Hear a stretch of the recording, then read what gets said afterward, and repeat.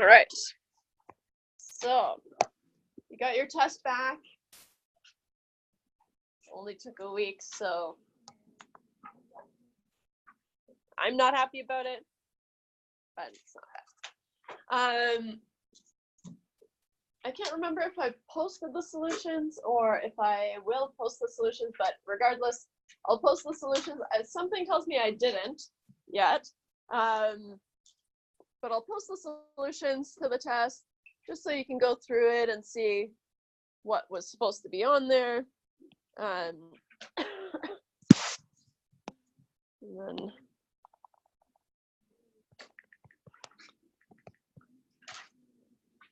but of course, if you have any questions about the test, then just ask. Make sure that I've tallied up all your marks, right?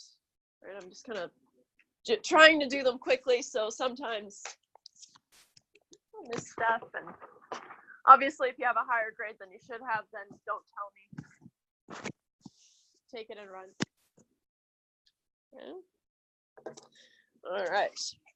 So let's see what we're doing here.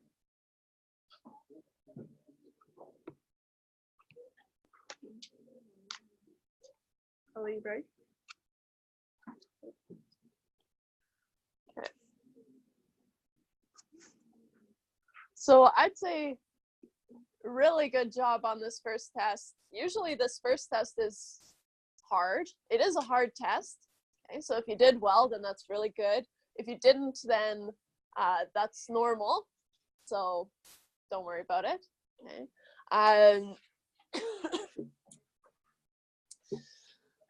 Next test is going to be on simple and compound interest. So that'll be kind of a focused section as well. So test 1 is kind of all over the place, right? There's a lot of things going on. And I think that's what makes it hard. But anyways. So any burning questions about the test before we get started here? No? All right, let's do this. So today we're going to start 4.2. So, I guess let's just do a quick review. It was a while ago. Last day we spent a lot of time talking about, we did, hey, can you guys stop talking? I don't know. Hello, ladies? Thank you. We did section 4.1, right? And that's all we did, but it was really boring and kind of hard and not that fun. So we talked about exponents. Right. Rules for exponents. And then we talked about rules for logs, or as I call them, log laws.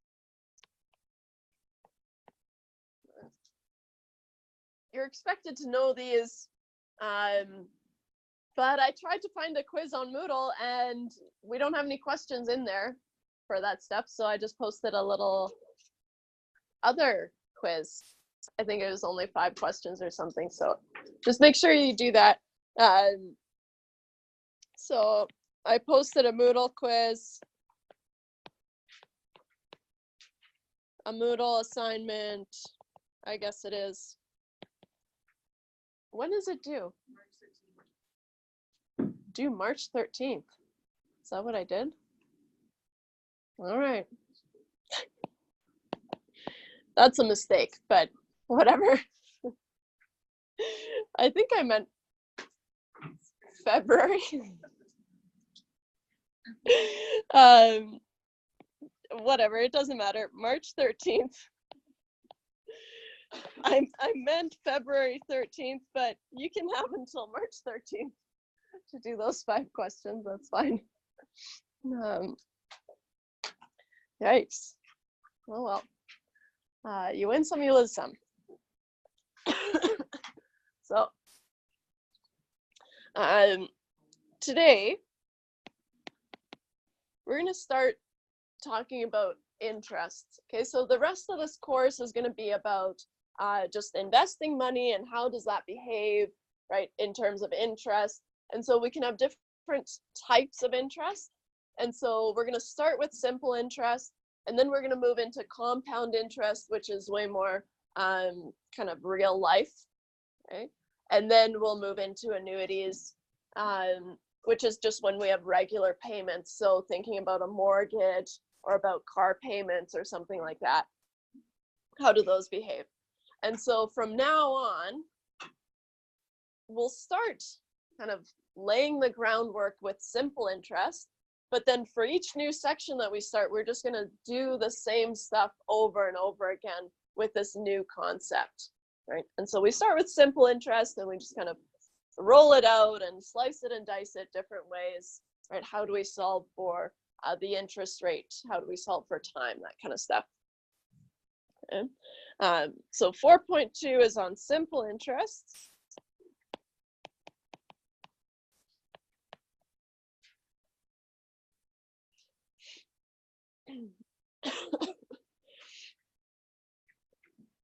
So just as a quick little blurb.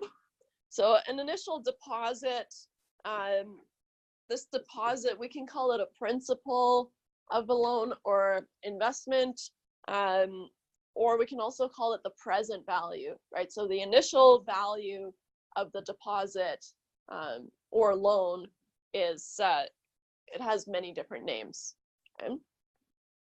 So an initial deposit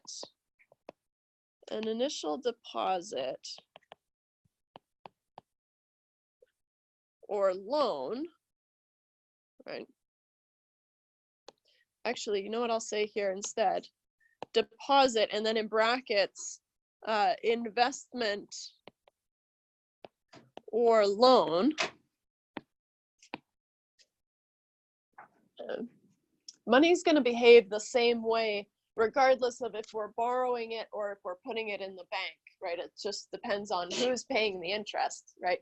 If we're borrowing the money, bless you, then we have to pay the interest, right? If we're putting the money in the bank, then the bank has to pay us interest, right? But the interest behaves the same, so it doesn't matter if we're getting the money or if the bank's getting the money, okay?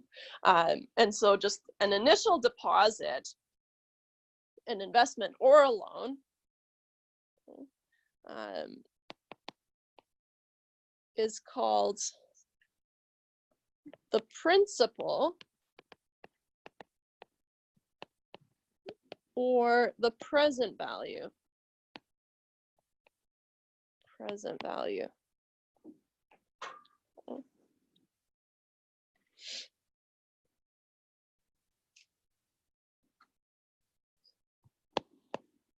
And it earns interest at some specified rate for a specified amount of time, right? It just depends on how long you're borrowing the money for or how long you invest it for. Right? So, and it earns interest at some specified rate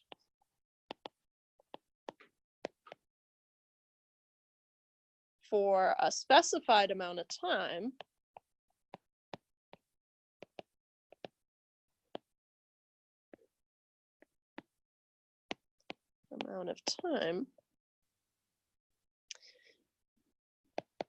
to yield a future value.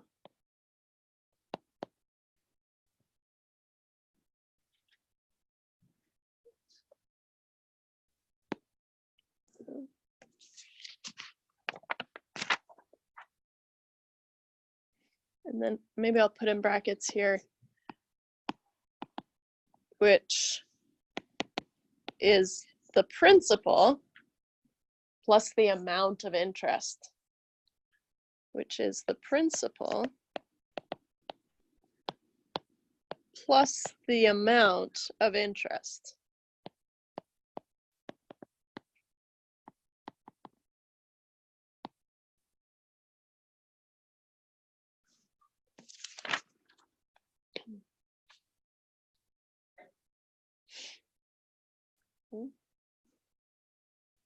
So the formula that we're going to use for simple interest, if you have your formula sheet, I only have a few here, but if you don't have a formula sheet yet, you can come grab one. Otherwise, I'll just write the formula on here, right? But you should have one so you can do your work at home. The first simple interest formula that we're going to use is going to be I equals capital P lowercase r times t. So that's the first formula that you have on your formula sheet in the simple interest section. And just to highlight that this is on your formula sheet, I'll just square it off in pink here. And so what I want to do is just go through and talk about what is I, what is P, what is R, and what is T. Because what you probably noticed, right, just working with the first section of the formula sheet, right, you have to know what all these things are in order to be able to use the formulas, right? And so let's talk about what these things are, where I is the amount of interest paid.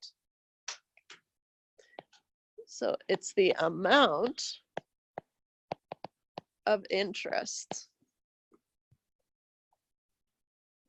So it's going to be a dollar amount.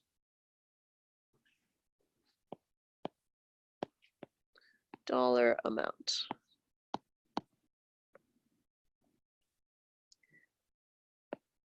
P, capital P, is the principal amount or the present value, depending on what you're talking about, or which one you prefer. It doesn't matter at this point. So it's going to be the principal amount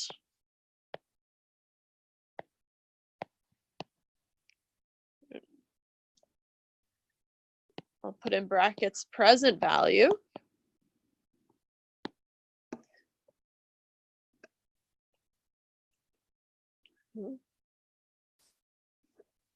so that's also going to be a dollar amount.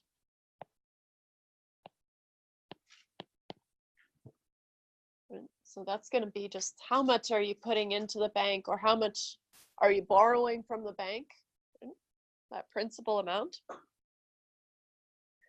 Lowercase r is the rate of simple interest per year. Okay? So it's the rate of simple interest per year.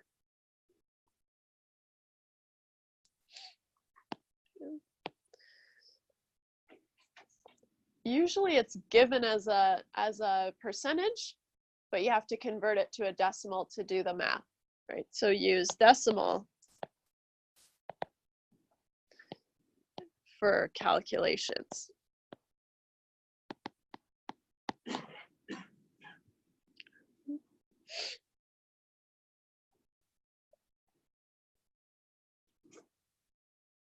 And then t, lowercase t, will always be time, right?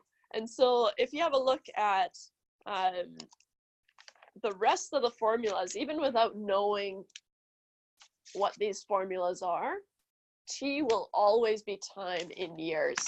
Okay, so regardless of where we go next, if you see a t, a lowercase t is always time in years. So time in years.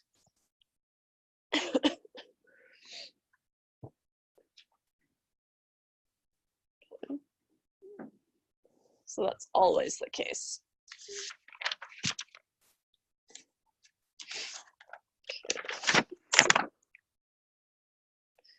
If we have a look at, let's do a quick example 132. I don't think I have a picture. I'll just write it out because I've got it written out here. If $5,000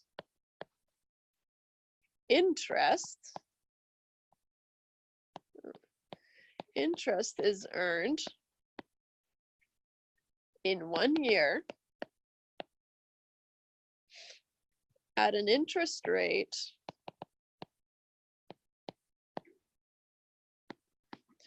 of 7.3%,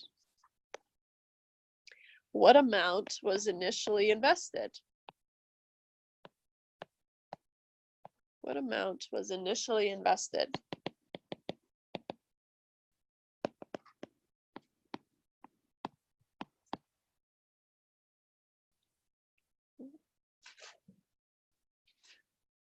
So we can jot down the things that we're given, right? We're given some information here. So $5,000 is the amount of interest, right? And so $5,000 is I. And it's kind of sneaky here, but in 1 year, that's going to be your time.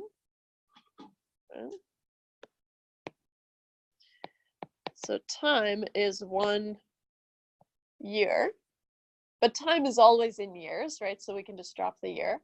But if it was 1 month, for example, which we'll see later on, right, you would have to convert it to 1/12, right? Because there's 12 months in a year. So you'd have to always convert it to a year. Okay? But here it's just 1 year. We're just getting started here. And then the rate is 0.073, right? Because it was 7.3%, but you're just always going to convert it to a decimal right away. And we want to find P.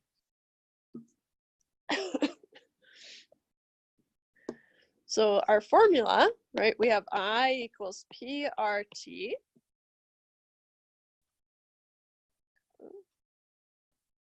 We know I is 5,000. We're trying to solve for P, so we can just leave P as it is. And then the rate that we have is 0.073. And time is 1, right? 1 year.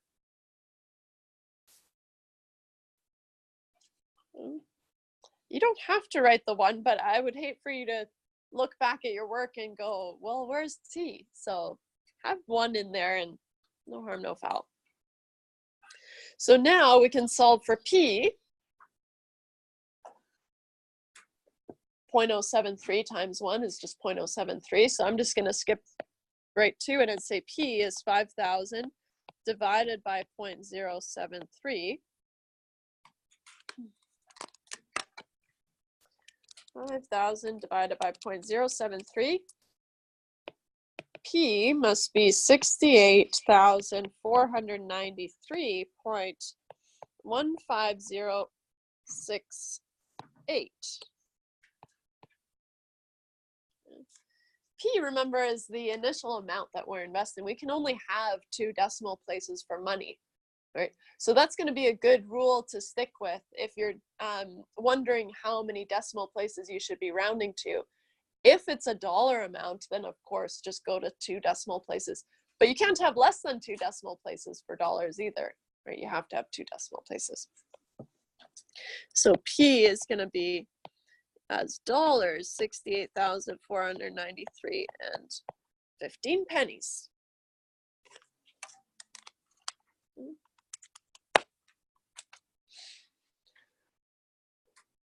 What we could have done instead, right?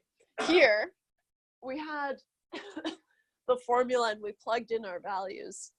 If we had to solve for P a bunch of times, right, it might be helpful if we just rearranged our formula once so that we could use that formula over and over again, right? So, or if I is PRT, solving for P, right, we get P is I divided by R times T. If you did that and you showed that once, then you can go ahead and use that formula, right? So the rule is you can use any formula that's on your formula sheet. Okay? If it's not on your formula sheet and you want to use it over and over again, then you have to show me how you got it once, and then you can go ahead and use it. Okay? Any questions about that one? Pretty good. So far, so good. Nice.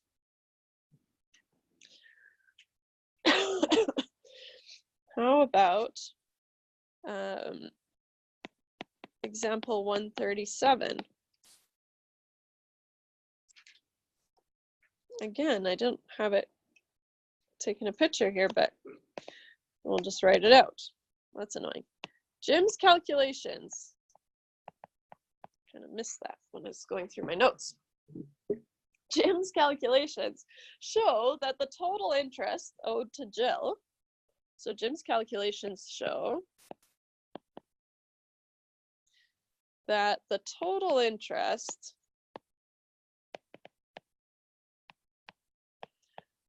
owed to Jill on, on his $2,700 loan is $315.90. If he paid simple interest at the rate of 0.9% per month, so if he paid simple interest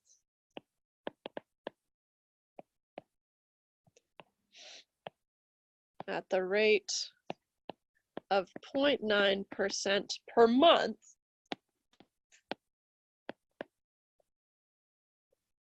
for how long did Jim borrow the money? For how long did Jim borrow the money?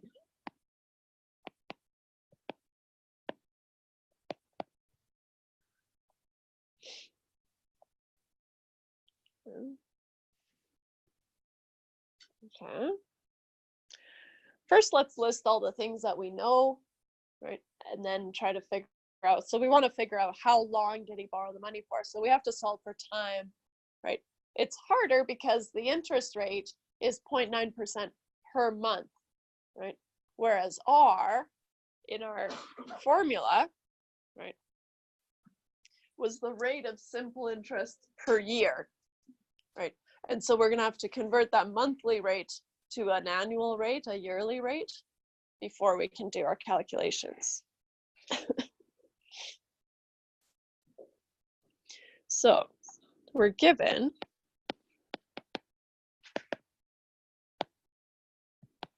the principal amount of the loan was $2,700. The amount of interest that he's calculated is $315.90. And then R is 0.9% per month.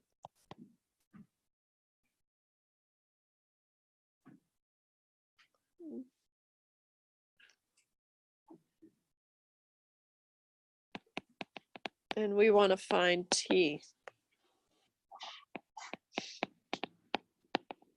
First, convert 0.9% per month to a yearly rate. Oops.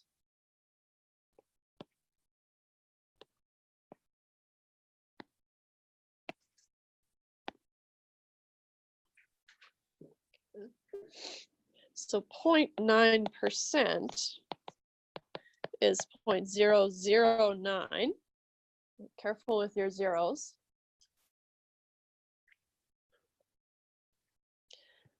And then times 12 months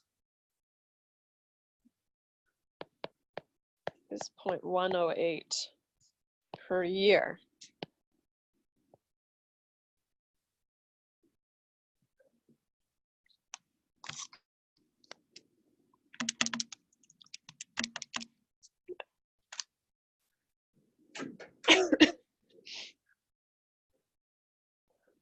Okay. So now that we've converted our rate to an annual rate, a yearly rate, now we can go ahead and find T. So I equals PRT. And again, I'm just going to plug in the information that we have and then solve for T. Whereas if you were looking at the questions that you have to do and you see that you have to solve for time a bunch of times, then maybe rearrange the formula to solve for t. So, doesn't matter, but saves you a little bit of time. So the amount of interest is $315.90. And then P is 2,700. The rate, which we just decided was 0.108, and we want to solve for T.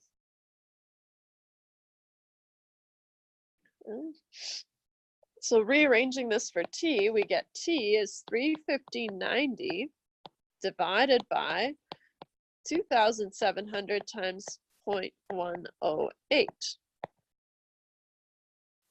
Doesn't matter if you want to multiply the 2,700 by the 0.108 first and then divide it over. It's not going to make a difference. So we've got 315.90 divided by, and I'm going to put the bottom ones in brackets, 2,700 times 0.108 end bracket.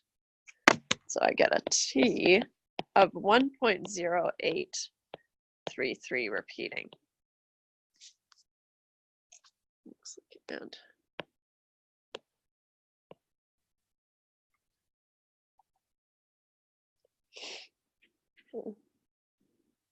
And this T, because the rate was in years, right? This would be years.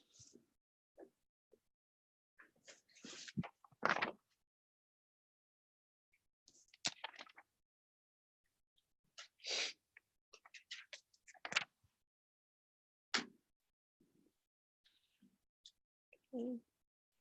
Any questions? Okay.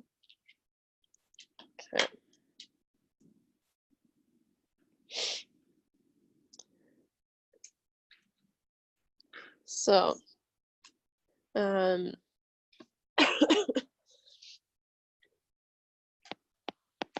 just to show, right?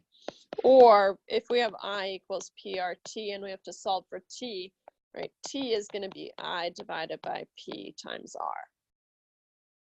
They all behave the same way, right? Because they're just multiplying. But just showing how to do it in general. Okay. Example 138. Jess paid interest charges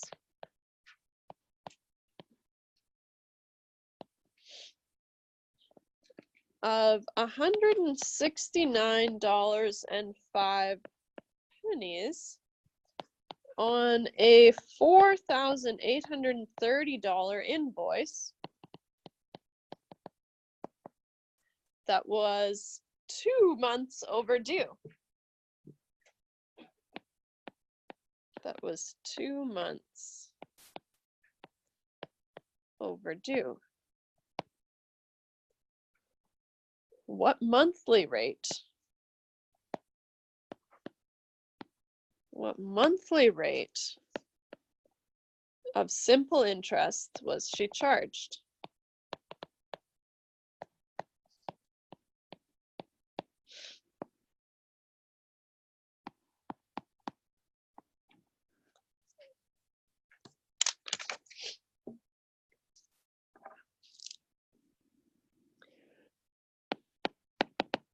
So we can jot down what we've been given. So we've been given the amount of interest I is 169.05. P is 48.30. And time is 2 months overdue, right? So this is the amount of interest that she has to pay after 2 months. And so 2 out of 12, 2/12 of a year.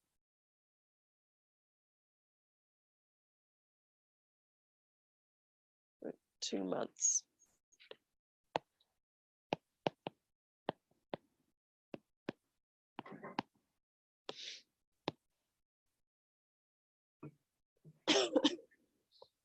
And we want to find R.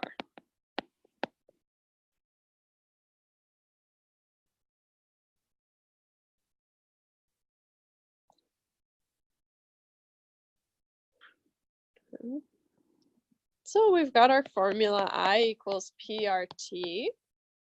We know I is 169.05. We know P is 48.30. R is the one we're trying to solve for, and T is 2/12. So again, solving for R, we get R is 169.05 divided by 48.30 times 2/12. And again, if you wanted to simplify and just multiply the 48.30 by 2/12 before dividing it over, that's fine. So 30 times 2 divided by 12, and then 169.05 divided by 8. I get a rate of 0.21.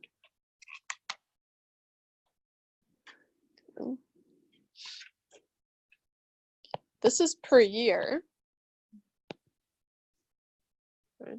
But the question was sneakily asking what monthly rate. Okay.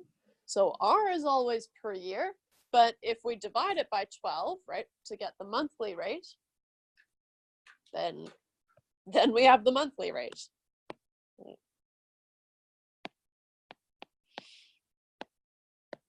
The monthly rate is going to be R divided by 12, which is 0.21/12.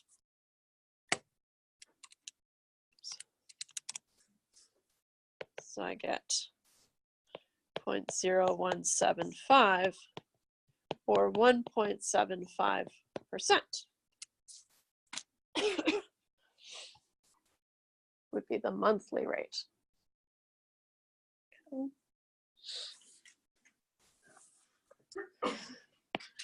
Or just in general, solving for R in I equals PRT, it looks the exact same, right? R is I divided by P times T.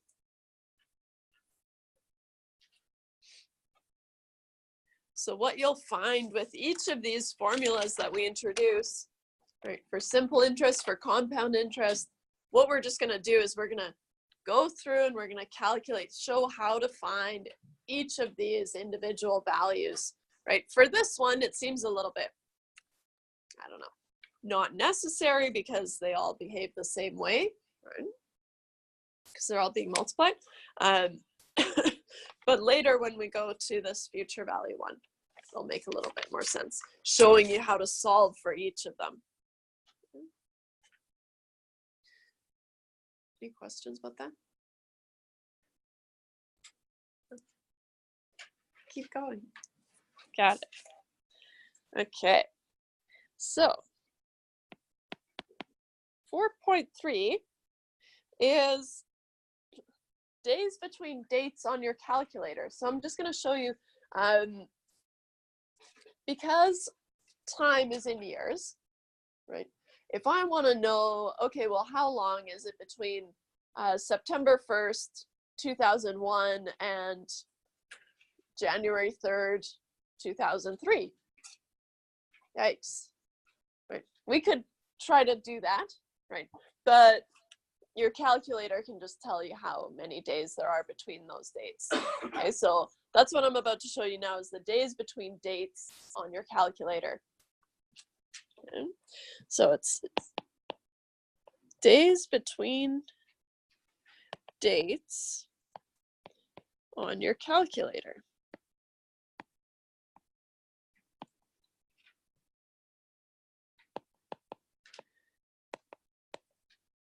DBD, days between dates, is what I'll call it.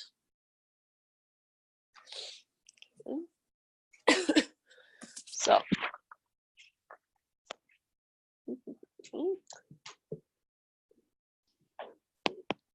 to access days between dates on your calculator, the date is a second menu option over the 1. So you're going to go second, and then 1.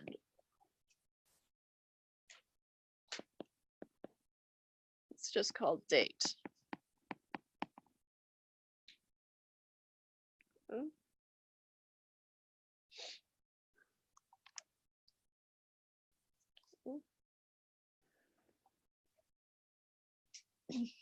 So what it needs, right? There's going to be 3 kind of slots of information, right? And so it's going to need the first date, the second date, and then it can calculate the days between those 2 dates, right? Or if you wanted to do,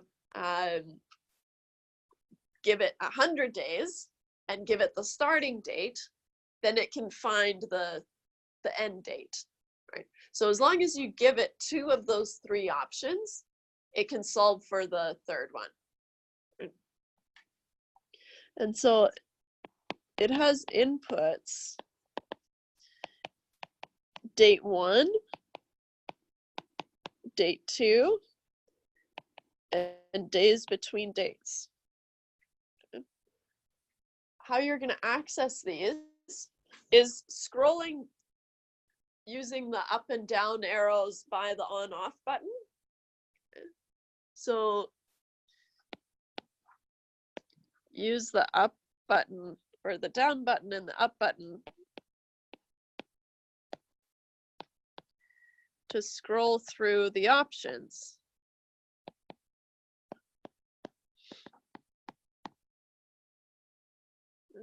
And of course, these instructions are all in your textbook, but sometimes it's easier if I just tell you what to do.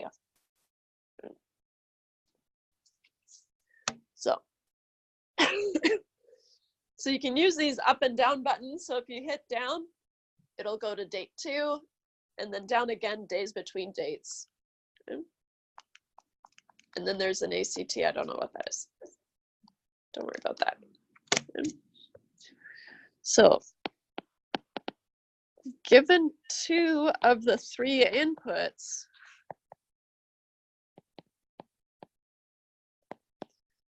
your calculator can solve for the third.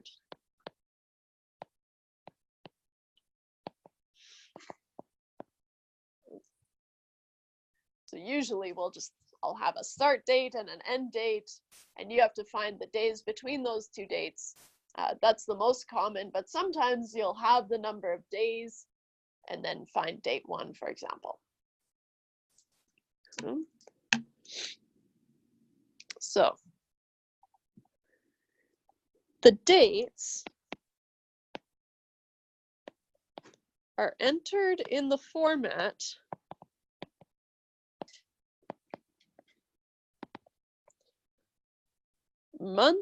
month, period, day, year.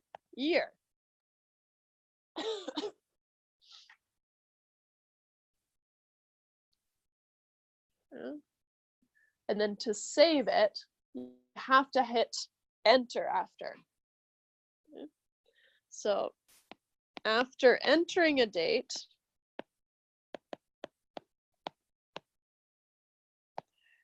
we must save it by hitting enter.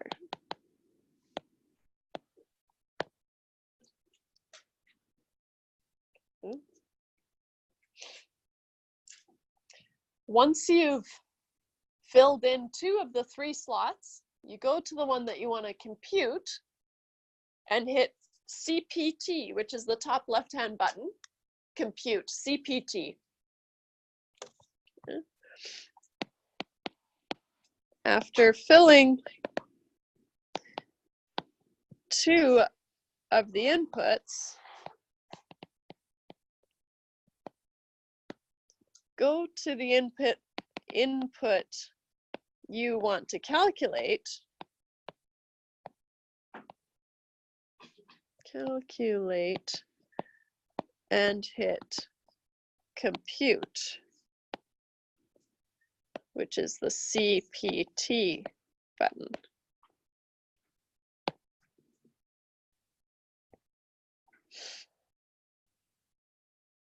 I'll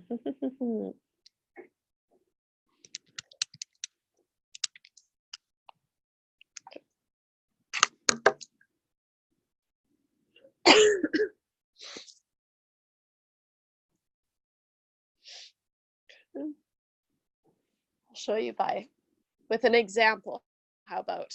So let's do example 139. Do I have those here? I wonder. No.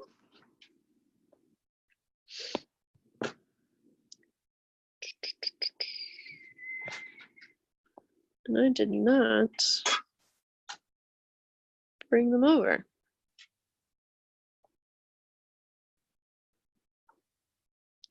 Ha.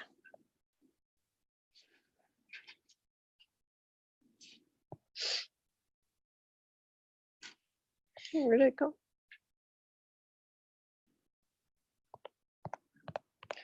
$139. There it is.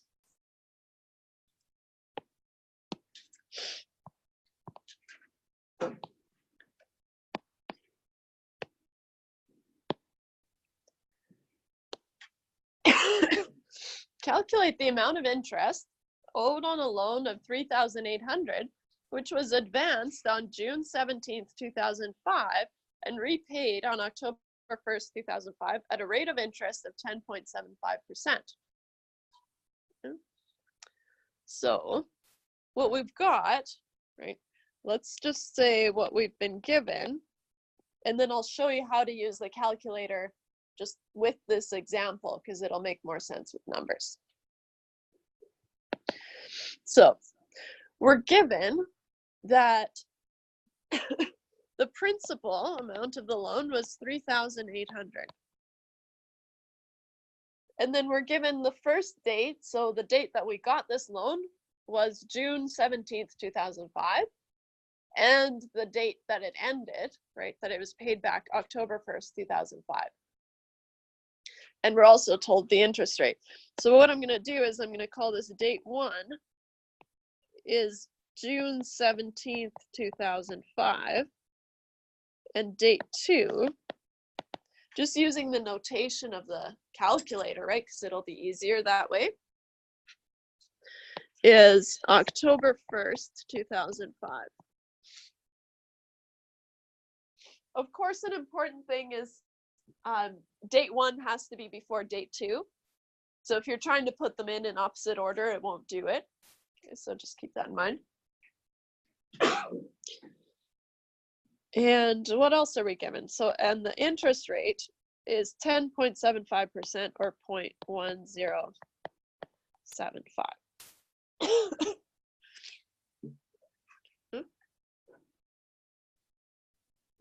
So we want to find, right, calculate the amount of interest owed. The amount of interest is I. So we want to find I, we know P, we know R, and we know these two dates, so by those we can find T.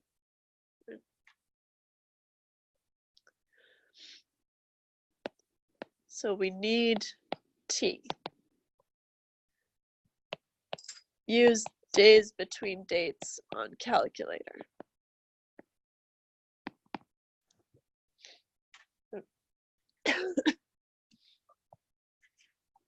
How you're going to show your work when you're using your calculator is you're going to say, okay, well, date 1 is this, and date 2 is this, and then the days between dates. So notice how I've listed the same 3 things that the calculator takes as inputs, right? So you're just going to list the inputs and whatever you're putting in there. Remembering that the format that it takes is month, month, dot, day, day, year, year. So then June is the 6th month, so 06. the day is 17 and the year is 05. You can see the problem with having just 2 year inputs, right? Because what if we did, we can try it out. I've pinpointed, so somewhere between 40 and 50. I think 40, it goes back to 1940 or 2040. Yeah, it goes to 2040. And 50, it goes to 1950. So there's no way for us to tell it which one we meant. So design flaw, I think. Better email Texas Instruments. No, it's okay. It won't come up. But it is an interesting, so some of the years it'll just assume it was 19, whatever. And some of the years, if they're close enough, it'll assume 20, whatever. Date 2, October is the 10th month, .01, right? You have to have 2 digits, so 01, 05. To indicate that I'm solving for the days between dates, what I'm going to do is I'm going to have a star here.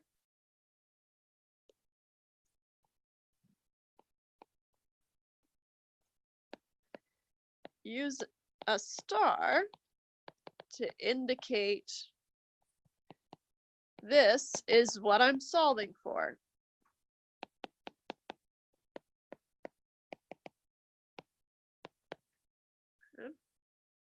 Because we're going to use our calculator quite a bit later on for doing all kinds of calculations, it's good to get in the habit of just putting a star. If this is the one that you're solving for, right, put a star there.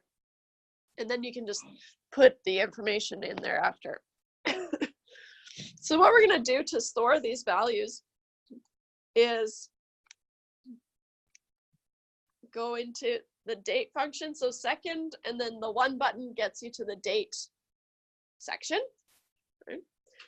And then date 1, you're going to start, so it probably says something, I don't know what the default date is. I have a different date. I have 12/12/2005. Is that the default? I don't know. Probably not, because I've used it quite a bit. But anyways, it has the dates kind of all set up.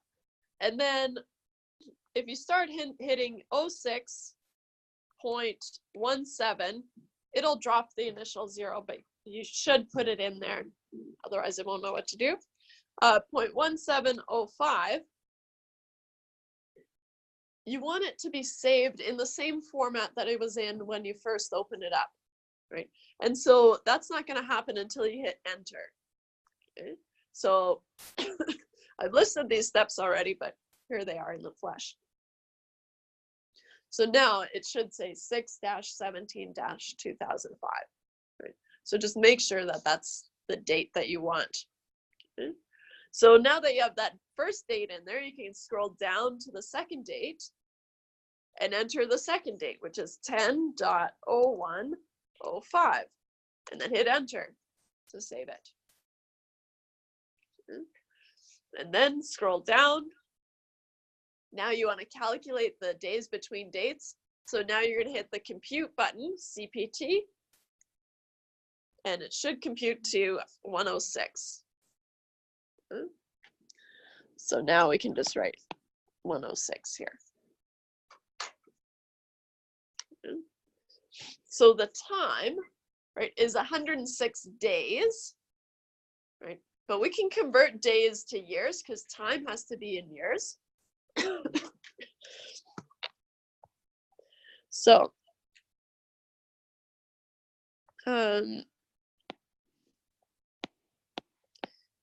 we need to convert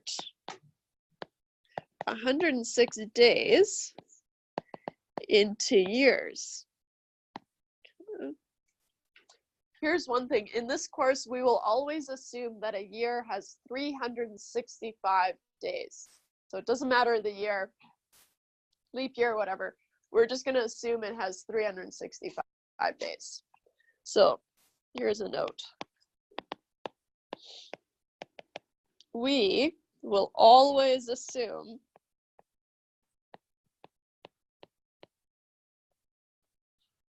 a year has 365 days.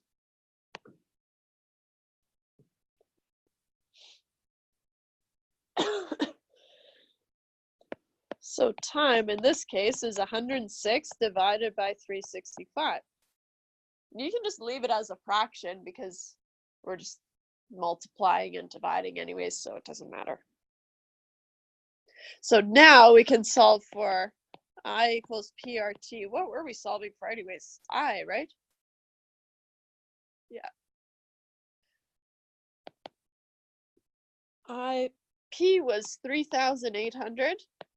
The rate was 0.1075 and T was 106 over 365.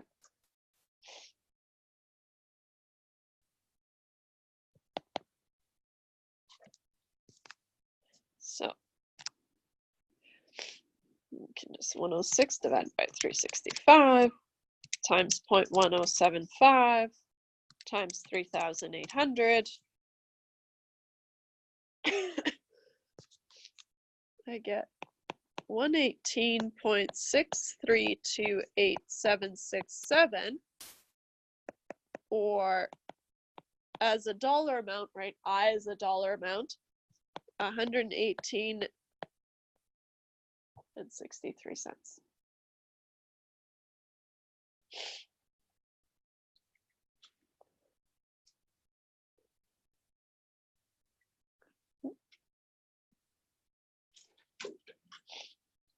So it's kind of a fun new function that's special to your calculator. How about we do another example, or any questions about this one first? Oh, let's do another one for practice. Example 140.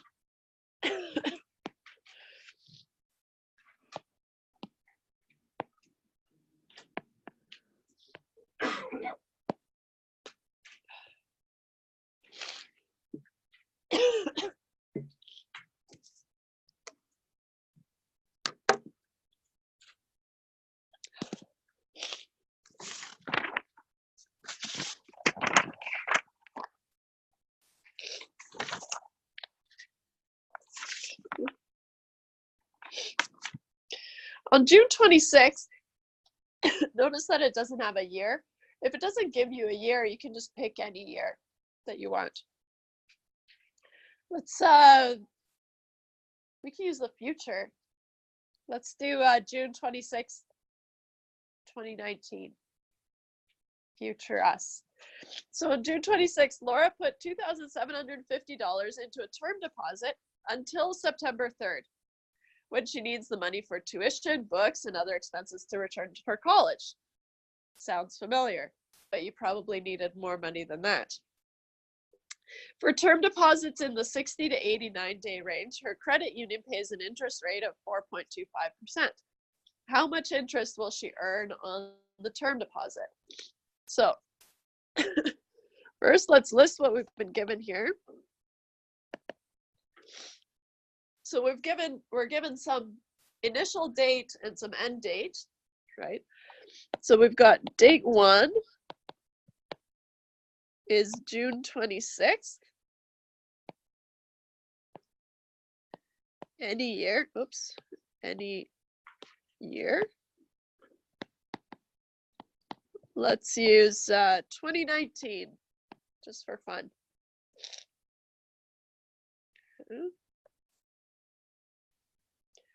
And date 2, she's going to take it, so she deposits the money on June 26th, and then she takes it out on September 3rd of the same year.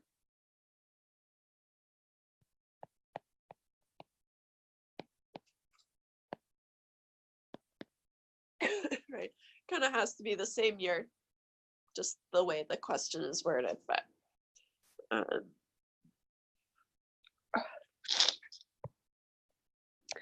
what else are we given? We're given the principal amount, 2,750, and we're also given the rate. The rate is 0.0425 and we want to find I. Okay, I'm ready. Thank you. Okay. So first thing we're going to do, right, is calculate the days between dates, right? And so, the question? No? Yeah, so because there is no year in this question, you can just pick any year.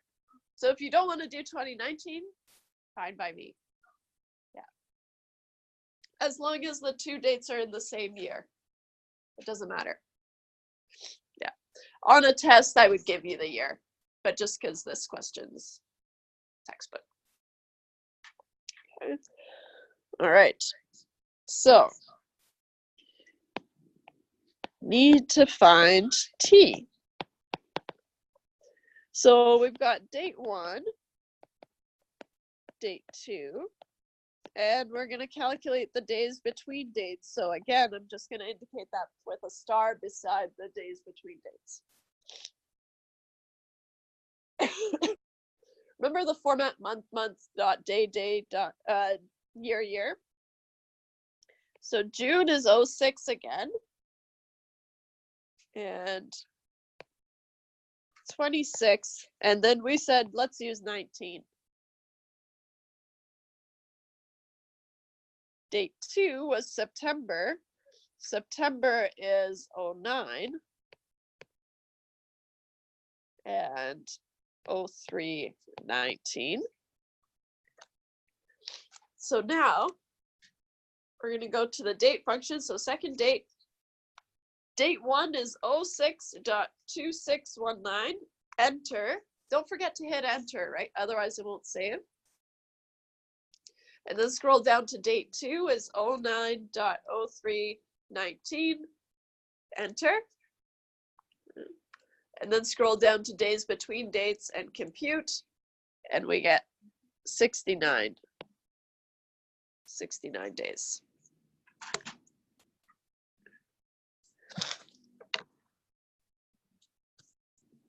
Which I guess in my notes here, I have 2017 that I did just for fun. Must have been 2017.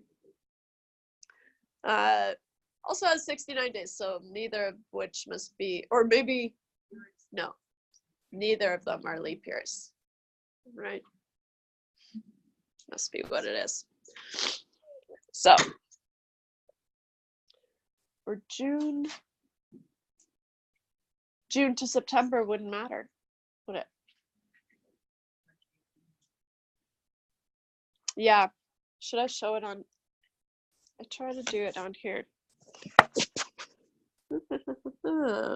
Okay. Let's see what we can do here. Where am I? Yeah, so if you're entering, let's do January 1st, 2019, because that's easy. 01.0119. If it's just looking like this, then you haven't saved it yet, right? I'm afraid to turn around. How's it looking? It's all shaky. I'll just try to focus here. Okay. So then if you hit enter, when it's saved, it looks like this, right? And then you can scroll down to the second date, do the same thing there. And then days between dates is the one we want to compute. So then if you hit compute, now it'll recalculate with January 1st as the first date, 245 days. Okay. So I know that's new and weird, so just do some practice with that, but we'll do some more practice here, so get the hang of it.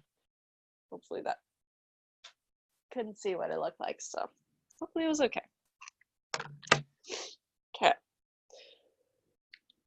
So now T must be 69 days, right? So 69 out of 365. Because remember, t is always in years. So now we can calculate I equals PRT. I is what we're trying to find. P was the 2750. R was 0.0425. And T now is 69 divided by 365.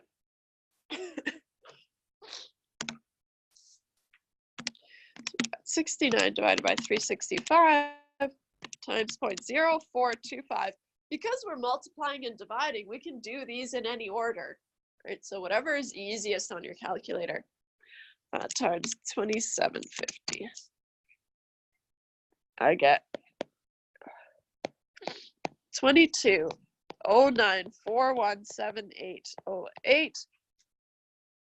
I remember is the amount of interest, right? And so I must be $22.09.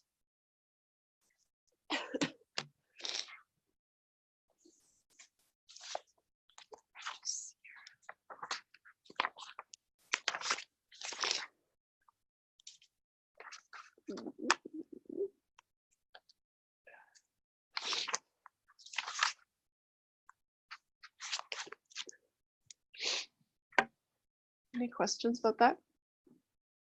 So like I said, we'll do some practice problems with these days between dates, so they'll be more comfortable. Now, let's start 4.4, which I have as timelines, but it's not actually. That's what I was, I think it's just present and future values.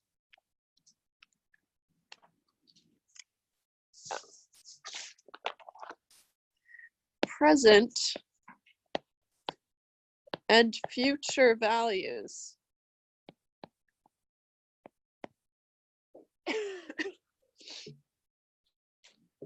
So when you're, let's say you're investing money, right? So you're depositing money at the bank. So you're depositing some present value, right? You give it to the bank and you let it grow at the bank. Often you don't want to know, okay, well, how much interest did I earn, right? Often we just want to know, okay, well, how much am I going to have in the end, right? Which is just the principal plus the amount of interest. So it's not that complicated, right? But we like to talk in terms of, okay, well, what's the value of this whole thing at the end of it all, right? And so that's what we call the future value. And so in general, what it's going to look like,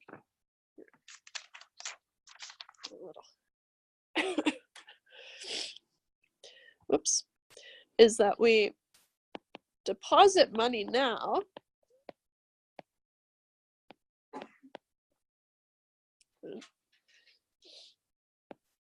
and then we let it sit there until we withdraw money later. Withdraw more money later. Woohoo. Right, because it's just sat there. This relationship, though, is going to be really important, and kind of one that's hard for a lot of people to wrap their head around, is that anything on this side of the arrow is going to be a present value.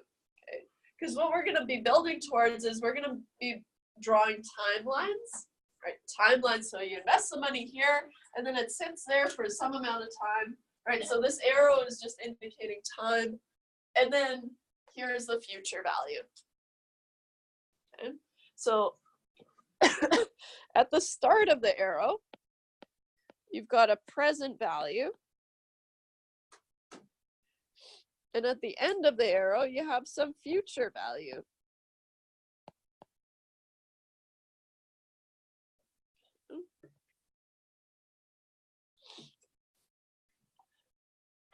I'll just make a note here that this arrow represents time.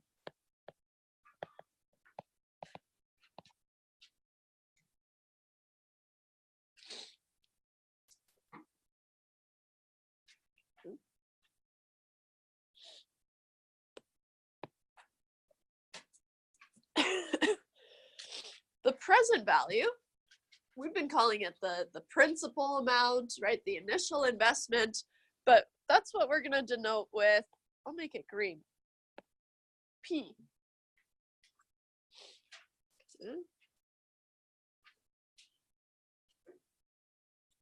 And then we know that if P sits there for some amount of time, right, T is some amount of time, it's going to grow to become P plus I, right?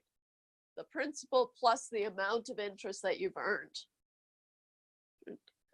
Which is also called the future value.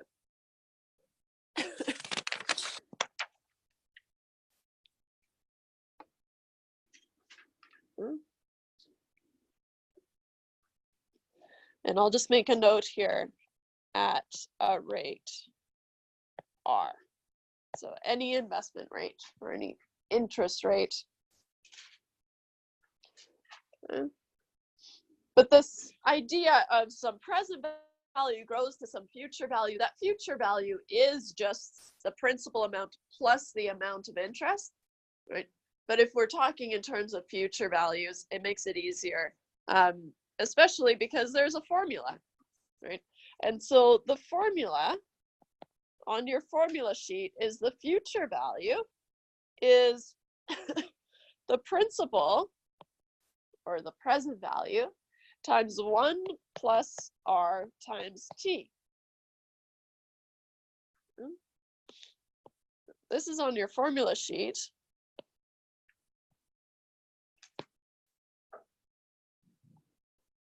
And I'm just going to show you where it came from so it's not so kind of out of left field, right? Because what we said here is that the future value is just P plus I, right? And so the future value is P plus I.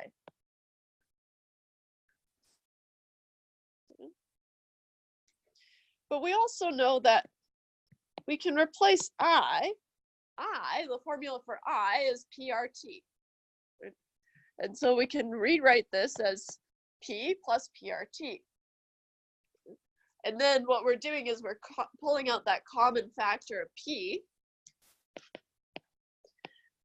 And then we have P times 1 plus RT. So that's where it came from. So it's not that strange.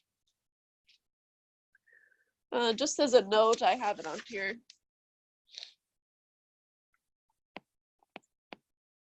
Note, the maturity date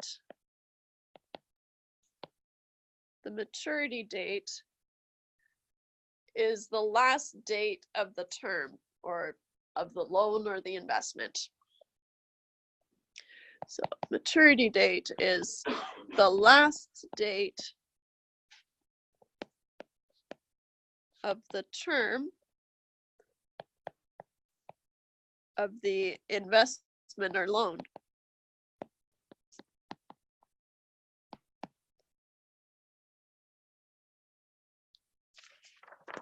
That's just, I'm only mentioning that in case in a question you see the maturity date is this, right? Then you know that that's the end date. How about, so now we're going to go through, now we have this new formula. And so what we're going to do is I'm going to show you a problem where we solve for the future value, and then we'll solve for the present value, right? A new problem where we solve for the present value, the P, and then we'll solve for R, and then we'll solve for T, so on and so forth, right? So we'll always just have a new formula, do problems where we solve for each of them. Okay. So let's do, here we're going to solve for the future value. We'll start there, which is going to be example 141.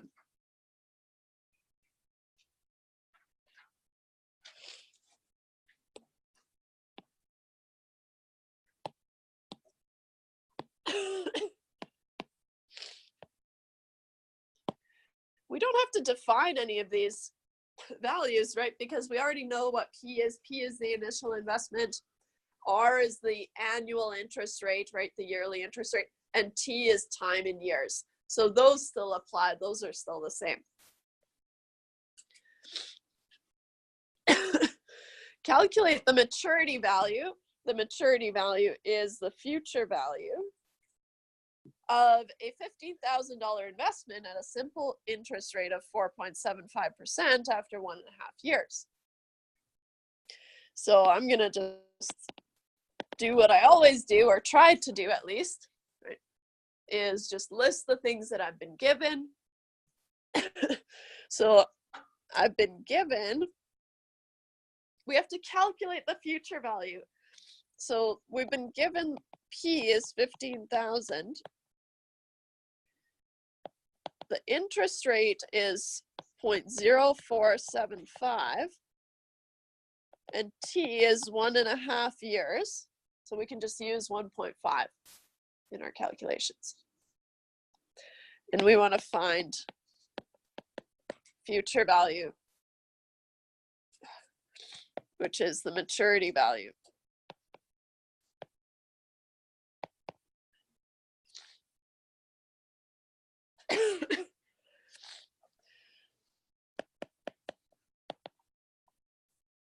We're going to do a quick check, right? Because the rate has to be in years, a yearly rate, which it seems to be, and time has to be in years, which it seems to be, right? So we don't have to make any adjustments, but it's good to get in the habit of, do I need to make adjustments, right?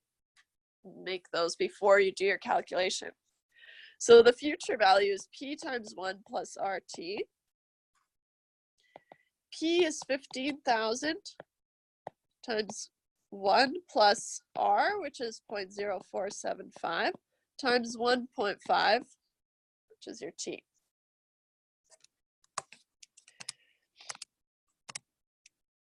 So bed mass, right, says I have to multiply 0.0475 by 1.5 before I add it to 1. So 0.0475 times 1.5 plus 1 times 15,000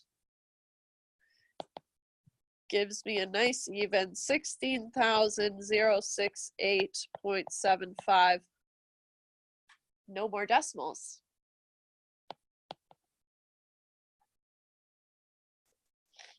So in a year and a half, at a rate of 4.75% simple interest, 15,000 would grow to $16,068.75.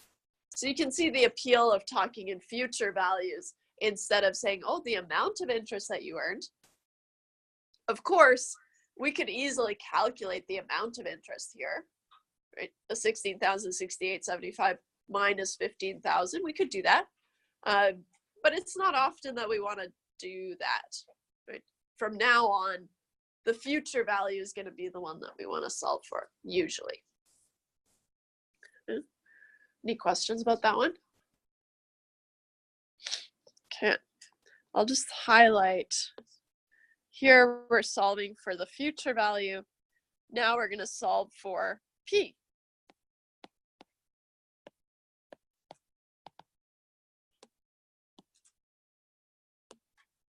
And we'll do first, let's solve for it in general. The future value is P times 1 plus RT.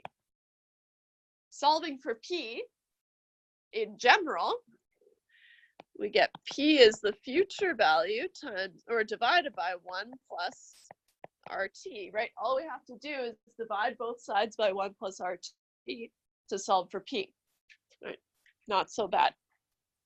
Little bit more work to solve for R and T later on, right?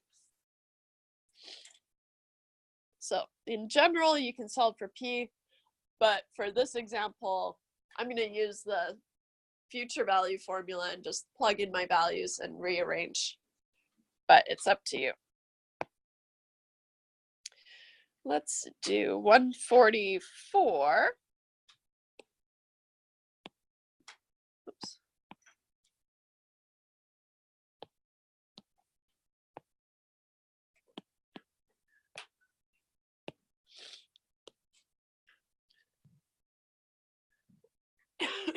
What amount should be invested today in order to receive a maturity value of 17,000 in 8 months if money earns 9% simple interest? Right, so let's list the things that we've been given. So we've been given the future value is going to be 17,000. Time is 8 months, but 8 divided by 12 is years, right? 8/12 of a year.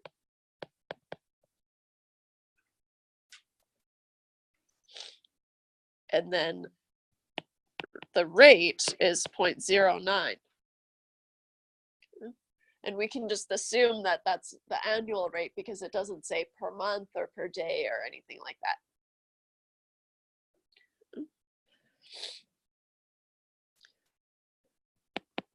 And we want to find P, right? What amount should be invested today, right, to grow to 17,000 in 8 months? So we've got the future value is P times 1 plus RT. Future value in our case, we want it to be 17,000. We're solving for P times 1 plus 0.09 times 8 divided by 12.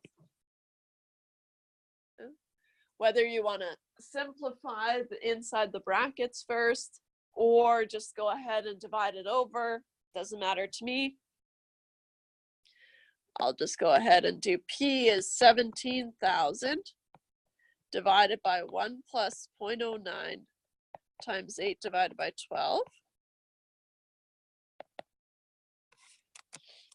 I'll start with the 8 divided by 12 times 0.09 plus 1.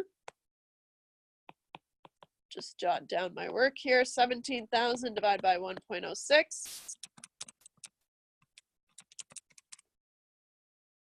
I get a P of 16,037.3585.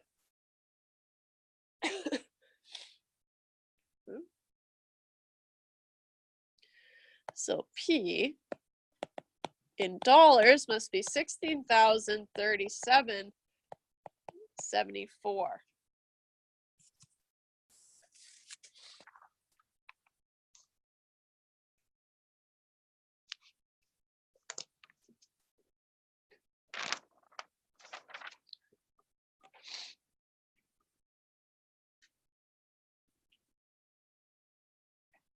Okay.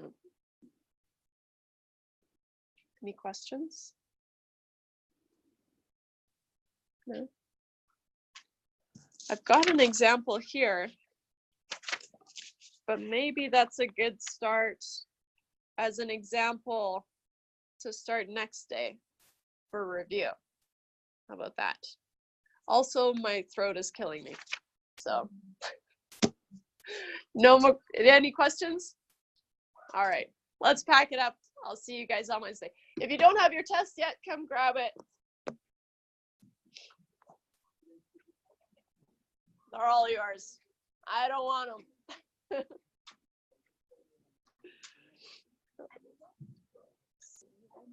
It's okay. No worries.